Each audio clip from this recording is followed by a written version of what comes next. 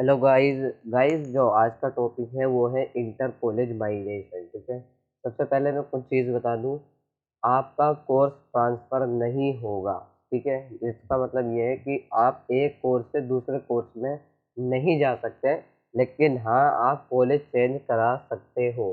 ठीक है, और पहले अगर मैं एक चीज़ बता दूं, इंटर कॉलेज माइग्रेशन होता है, ना कि इंटर कॉलेज कोर्स माइग्रेशन। ठीक है, तो पहले मैं बता देता हूँ, इंटर कॉलेज माइग्रेशन होगा, आपका कॉलेज चेंज करवा सकते हो, लेकिन इसके पीछे कुछ चीज़ें हैं जो मैं बता देता हूँ। ठीक है, तो इसके पहले आपको क्या करना पड़ेगा, देखो इसमें मैं बता देता हूँ प्रोसीजर क्या है इसका। आप देख सकते हो, मैं ये लास्ट ईयर का बता रहा हूँ, ये 2020 का है। ठीक है, 2020 का आया हुआ है ये। मैं आपको नोटिस है, ये श्री वेंकी वेंकी कॉलेज जो है, साउथ कैंपस का कॉलेज है, दिल्ली स्टडी का। ठीक है, तो यहाँ पे देखो, inter notification, inter college migration to third semester. Third semester देखो, जो कॉलेज का माइग्रेशन होता है वो या तो सेकेंड ईयर में होगा या तो थर्ड ईयर में होगा। ठीक है, सेकेंड ईयर में थोड़ा ज़्यादा होता है, थर्ड ईयर में कम होता है। और एक चीज़ और बता दूँ, अगर सीट वैकेंट है, यानी सीट अगर उस कोर्स में, उस कॉलेज में खाली है, जो आपका ड्रीम कॉलेज है जिसमें आपको जाना है सेकेंड ईयर में, तभी आपको एडमिशन मिलेगा। और ये बहुत बड़ा प्रोसीजर है, अभी मैं बता दें तो प्रोसीजर हल्का है, लेकिन आपको टाइम टाइम बहुत देना पड़ेगा इस चीज़ के लिए। देखो, सबसे पहले इन्होंने क्या बता रखा है, minimum eligibility criteria for migration of third semester part two. Part two का मतलब आपका सेकेंड ईयर है। ठीक है, यहाँ तो BSc mathematics statistics of zoology, आपको सबसे पहले देखो 8 सीजीपीए चाहिए यहाँ पे। और एक चीज़ मैं बता दूँ, किसी भी अगर कोर्स में ओ लाइक में मान लो देश बंधु से आपको कालिंदी कॉलेज में जाना है, या देश बंधु कॉलेज से आपको किसी भी वेंकी कॉलेज में जाना है, तो कम से कम 8 सीजीपीए या 9 सीजीपीए आपको चाहिए रहती है। अगर मैं 2021 की बात करूँ तो लास्ट ईयर शायद 8.5 सीजीपीए तक गई थी। ठीक है, तो ये रहता है आपको देखो।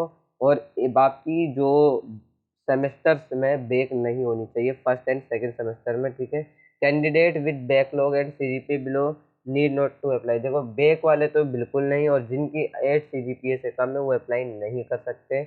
और ये ज़रूरी नहीं है कि 8 ही सीजीपीए हो। ठीक है, ये देख रहे हो आप, ज़रूरी नहीं है कि 8 ही सीजीपीए आपको चाहिए। हर कॉलेज अपना अलग अलग निकालता है। ठीक है, जब उसे अपने एडमिशन चाहिए, यानी जब इंटर कॉलेज माइग्रेशन होता है, तो कॉलेज अपनी वेबसाइट पर डिटेल डालता है कि हमें इतनी सीजीपीए वाला बंदा चाहिए। तो आपको कम से कम 8.5 सीजीपीए तो चाहिए ही चाहिए। 2022 की बात कर रहा हूँ मैं, अगर आप अभी देख रहे हो वीडियो। ठीक है, तो इसके लिए तो मैंने आपको बता दिया है।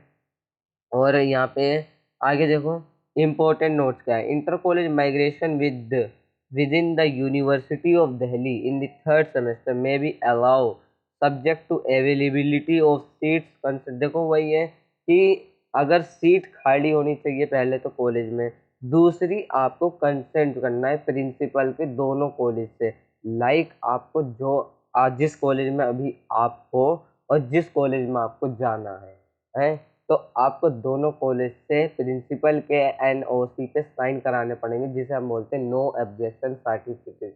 और ये सबसे बड़ा काम है। मैं ये क्यों कह रहा हूँ, तो सबसे पहले देखो, अगर आपकी 8.5 सीजीपी आती है, एग्जाम्पल आपकी 8.5 सीजीपी आ गई है, एग्जाम्पल में बता रहा हूँ यहाँ, तो आप देखो, आपको जो प्रिंसिपल है वो नहीं चाहेंगे कि आप दूसरे कॉलेज में जाओ। क्यों? क्योंकि आपका आप इतने मेहनती बच्चे हो, सबको पता है 8.5 सीजीपी आप लाए हो, यानी बंदा पढ़ रहा है। ठीक है, बहुत अच्छी मेहनत कर रहा है, और आपका जो एकेडमिक है वो भी बहुत अच्छा है, एकेडमिक परफॉर्मेंस आपकी बहुत अच्छी थी। तो प्रिंसिपल आपका बिल्कुल नहीं चाहेगा कि मेरा जो फ्यूचर है, मेरे देखो कॉलेज का भी फ्यूचर डिपेंड करता है बच्चे पे। ठीक है, तो वो अपने बच्चे को तो कहीं नहीं भेजेगा दूसरे कॉलेज में। अगर हाँ, आपके पास एक जेन्युइन रीज़न होना चाहिए, बहुत जेन्युइन रीज़न। ठीक है, ऐसा नहीं है कि आपने कुछ भी बोल दिया तो वो मान जाएंगे, ऐसा नहीं है। आपके पास जेन्युइन रीज़न होना चाहिए, जभी आप एक कॉलेज से दूसरे कॉलेज में ट्रांसफ़र करवा सकते हो। क्योंकि देखो, कोई भी प्रिंसिपल नहीं चाहेगा कि मेरे कॉलेज का स्टूडेंट कोई दूसरे कॉलेज में जाए, जबकि आपकी सीजीपीए अच्छी है, इतनी अच्छी 8.5 सीजीपीए मैं बता रहा हूँ, 2022 में कम से कम इतनी चाहिए होगी आपको। ठीक है, और जब भी अगर नोटिफिकेशन आएगा किसी कॉलेज का तो मैं वीडियो बना दूंगा। ठीक है, अब यहाँ पे और देख लेते हैं। पोस्ट देखो, अब आप पोस्ट ग्रेजुएट में नहीं जा सकते, तो यही सब बातें हैं। ठीक है, अंडर ग्रेजुएट है, level as per Delhi university rule. और हाँ, एक चीज़ मैं बता दूं, अगर आप दिल्ली यूनिवर्सिटी के स्टूडेंट, और पहली बात तो दिल्ली यूनिवर्सिटी के ऊपर है वीडियो ये, तो आप सबसे पहले क्या करो, रेगुलर स्टूडेंट जो है वो SOL या NC वेब इनमें नहीं ट्रांसफ़र करवा सकते, खाली रेगुलर टू रेगुलर ट्रांसफ़र होगा, तो इस चीज़ का ध्यान रखो, ठीक है। और इसमें एप्लीकेशन ये मैंने देखो नोटिस इसलिए आपको दिखाया है ताकि आपको भी बिलीव हो जाए कि मैं झूठ नहीं बोल रहा। यहाँ पे देखो सारी बातें लिखी हुई है, NOC दोनों प्रिंसिपल के आपके साइन चाहिए, मतलब साइन चाहिए होंगे आपको, कन्विंसिंग पावर आपकी अच्छी होनी चाहिए, जब ही हो पाएगा कुछ, ठीक है भाई।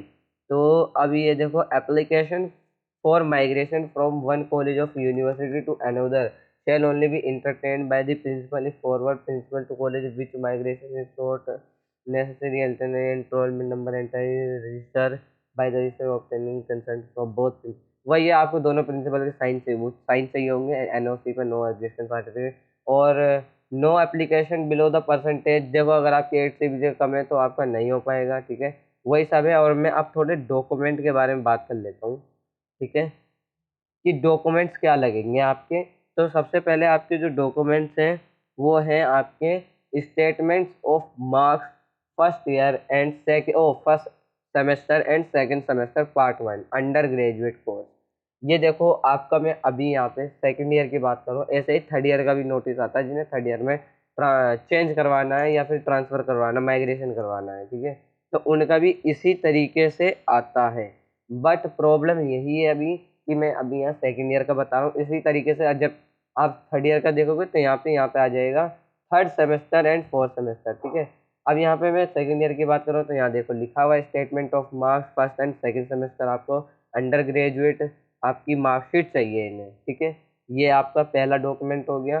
कॉलेज लिविंग सर्टिफिकेट है, CLC, ठीक है, आपको चाहिए कि मैं कॉलेज छोड़ रहा हूँ, और उसी पे प्रिंसिपल साइन करेंगे, और नो ऑब्जेक्शन। देखो and character certificate, character certificate मैंने आपको बता दिया, करेक्टर सर्टिफिकेट चाहिए आपको। ये देखो सबसे मेन आ गया, ये देखो recommendations and no objection certificate from the parents college, ठीक है। अब आपका रिकमेंडेशन लेटर चाहिए, नो ऑब्जेक्शन सर्टिफिकेट है, ठीक है, उस पर सिग्नेचर चाहिए दोनों कॉलेज के, ठीक है।